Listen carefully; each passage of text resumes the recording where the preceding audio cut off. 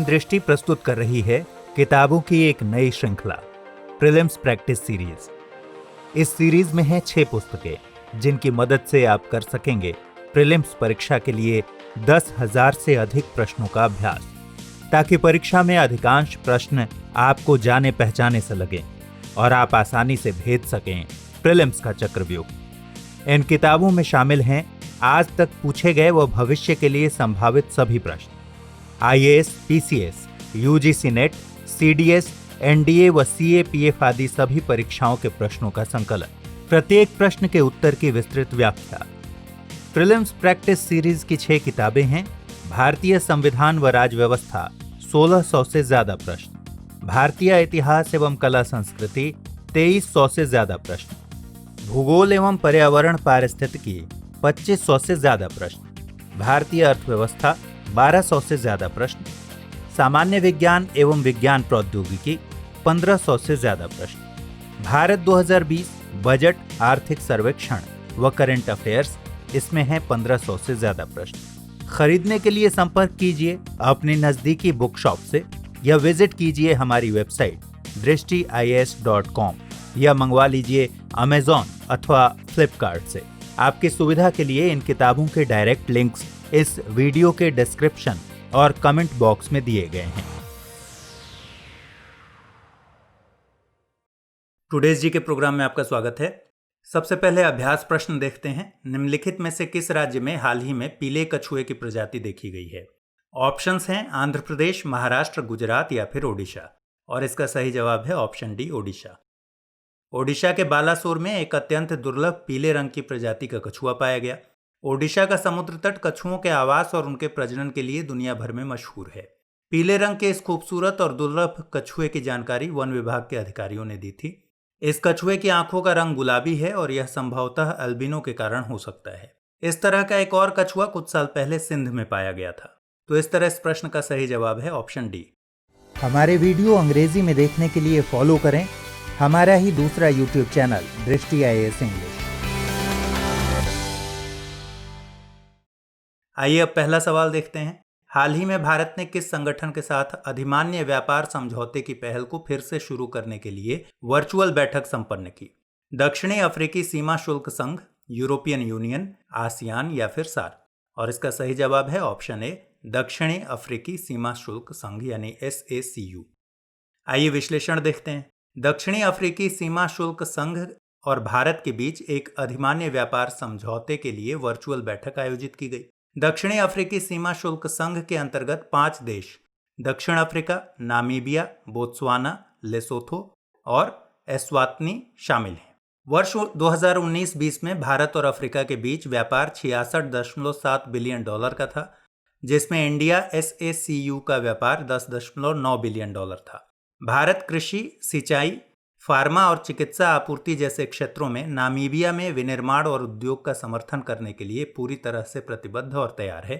इस बीच भारत से दक्षिण अफ्रीका के लिए निर्यात में वाहन, परिवहन उपकरण, ड्रग्स और फार्मास्यूटिकल्स, इंजीनियरिंग सामान, जूते, डाइज, रसायन, वस्त्र, चावल, रत्न और आभूषण आदि शामिल हैं।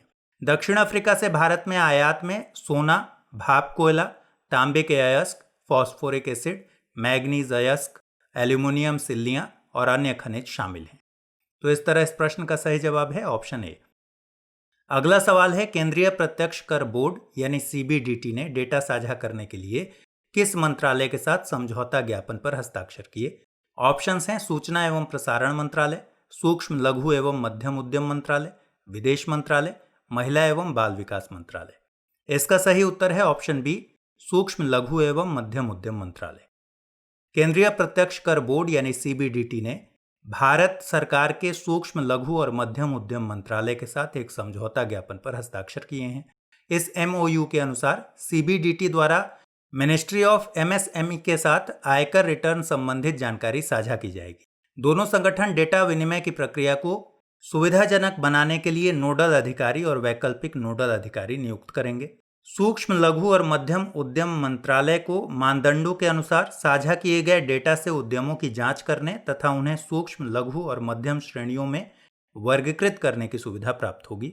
CBDT और मिनिस्ट्री ऑफ MSME के बीच संपन्न यह समझौता दोनों मंत्रालयों के बीच सहयोग और तालमेल का प्रतीक है। तो इस तरह इस प्रश्न का सही जवाब है ऑप्शन बी। अगला सवाल है, भारत के पहले सार्वजनिक ईवी चार्जिंग प्लाजा का उद्घाटन किस शहर में किया गया? मुंबई, दिल्ली, इंदौर या फिर बेंगलुरु? सही जवाब है इसका ऑप्शन बी, दिल्ली। ई मोबिलिटी को बढ़ावा देने के लिए केंद्रीय विद्युत, नवीन और नवीकरणीय ऊर्जा मंत्री ने दिल्ली में भारत के पहले सार्वजनिक ईवी चार्जिंग प्लाजा का उद्घाटन किया। उन्होंने कहा कि भारत में ई मोबिलिटी को आसान बनाने के लिए ईवी चार्जिंग प्लाजा की शुरुआत एक नई पहल के तौर पर की गई है। इस तरह के प्रयासों से देश में ई मोबिलिटी के लिए एक इकोसिस्टम बनाने में मदद मिलेगी। एनडीएमसी यानी न्यू दिल्ली म्युनिसिपल काउंसिल के साथ मिलकर ईईएसएल यानी एनर्जी एफिशिएंसी सर्विसेज लिमिटेड ने सेंट्रल दिल्ली में भारत का पहला सार्वजनिक इलेक्ट्रिक वाहन चार्जिंग प्लाजा बनाया है। इसमें 5 अलग अलग फीचर्स वाली इलेक्ट्रिक गाड़ियों के चार्जर लगाए गए हैं। तो इस तरह इस प्रश्न का सही जवाब है ऑप्शन बी।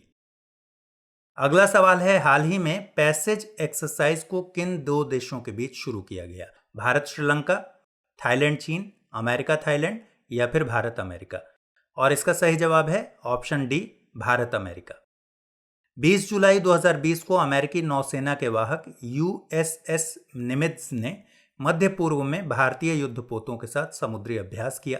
पैसेक्स अभ्यास ऐसे समय में किया जा रहा है जब भारत और चीन के बीच सीमा पर तनाव है।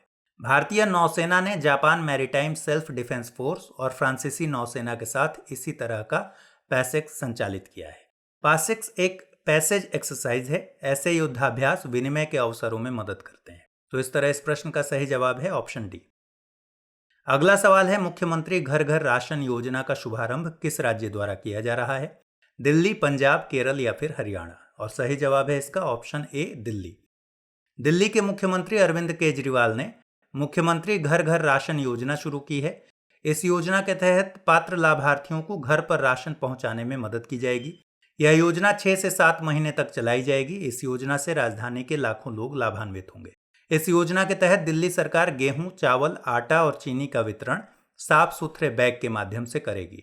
दिल्ली सरकार इन पैकेट्स को लोगों के दरवाजे पर पहुंचाने की सुविधा प्रदान करेगी।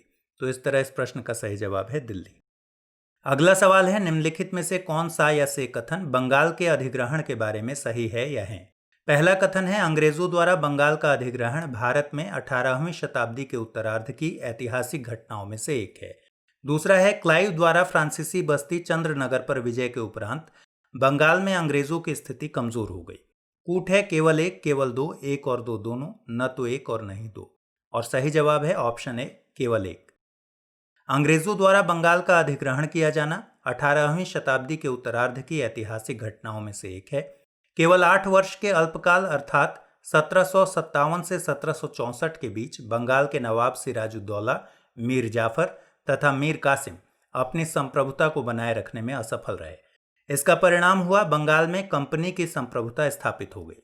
1756 ईस्वी में बंगाल के नवाब अलीवर्दी खान की मौत के बाद सिराजुद्दौला बंगाल का नवाब बना। बंगाल के नवाबों एवं अंग्रेजों के मध्य संघर्ष का प्रमुख कारण 1717 में मुगल बादशाह फर्रुखसियर द्वारा जारी किया गया शाही फरमान था। तो इस तरह इस प्रश्न का सही जवाब है ऑप्शन ए, केवल एक। अगला सवाल है, निम्नलिखित में से कौन सा या से कथन प्लासी की लड़ाई के बारे में सही है या है? प्लासी के युद्ध को भारतीय इतिहास के निर्णायक युद्ध में गिना जाता है क्योंकि इसने आगामी 200 सालों के लिए भारत की नियति को तय कर दिया था। दूसरा कथन है, प्लासी की लड़ाई 23 जून 1757 को बंगाल के नवाब सिराजुद्दौला और फ्रांसीसी कंपनी के बीच हुई थी। ऑप्शंस हैं केवल एक, केवल दो, एक और दो दोनों, न तो एक और नहीं दो। और सही जवाब है इसका ऑप्शन ए, केवल एक। प्लासी के युद्ध को भारतीय इतिहास के निर्णायक युद्धों में गिना जाता है क्योंकि इसने आगामी 200 सालों के लिए भारत की नियति तय कर दिया था। प्लासी की लड़ाई 23 जून 1757 को बंगाल के नवाब सिराजुद्दौला और ईस्ट इंडिया कंपनी के बीच हुई थी।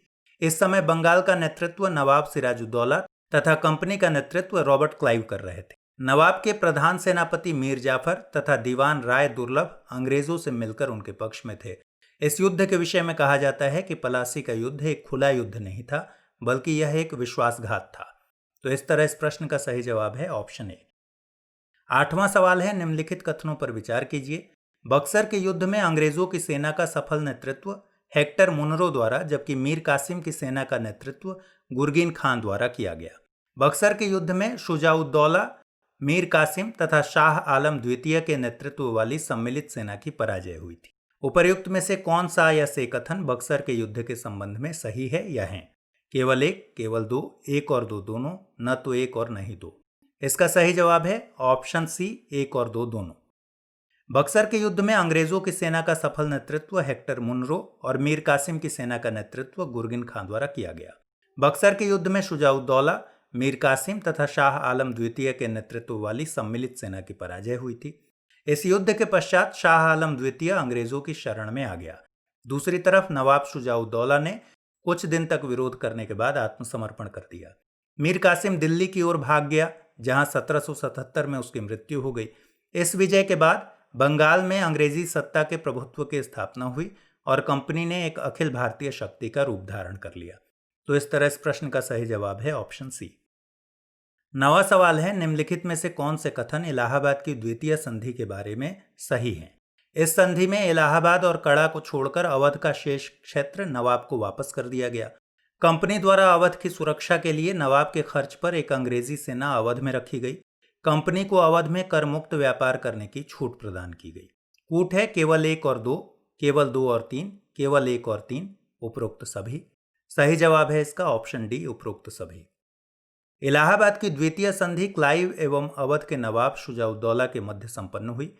इस संधि के तहत इलाहाबाद और कड़ा को छोड़कर अवध का बाकी क्षेत्र नवाब को वापस कर दिया गया। नवाब द्वारा कंपनी को 50 लाख रुपए दिए जाने की बात स्वीकार की गई। कंपनी द्वारा अवध की सुरक्षा के लिए नवाब के खर्च पर एक अंग्रेजी सेना अवध में रखी गई। कंपनी को अवध में कर मुक्त व्यापार करने की छूट दी गई।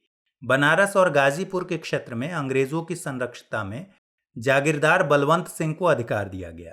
हालांकि यह अवध के राजा के अधीन ही माना गया। तो इस तरह ऑप्शन डी इसका सही जवाब है। अगला सवाल है, निम्नलिखित में से कौन सा या से कथन तृतीय कर्नाटक युद्ध के बारे में सही है या है? तृतीय कर्नाटक युद्ध 1756 में ऑस्ट्रिया तथा इंग्लैंड के बीच प्रशा में शुरू हुए सप्तवर्षीय युद्ध का ही विस्तार था।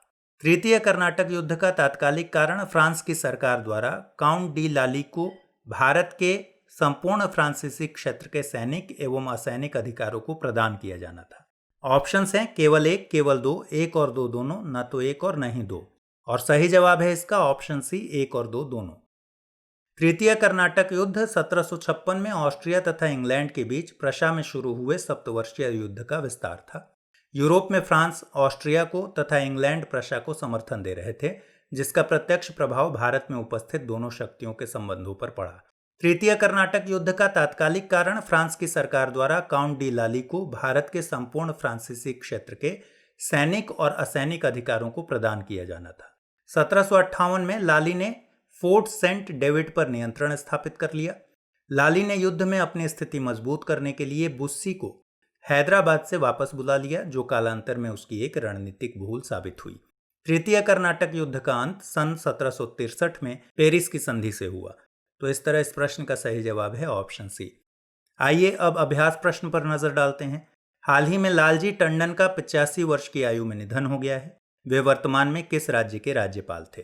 मध्य प्रदेश, उत्तर प्रदेश, बिहार या फिर ओडिशा? तो इस अभ्यास प्रश्न का जवाब कमेंट्स में दीजिए। अभ्यास प्रश्न के जवाब के साथ और नए सवालों के साथ हम फिर मिलेंगे।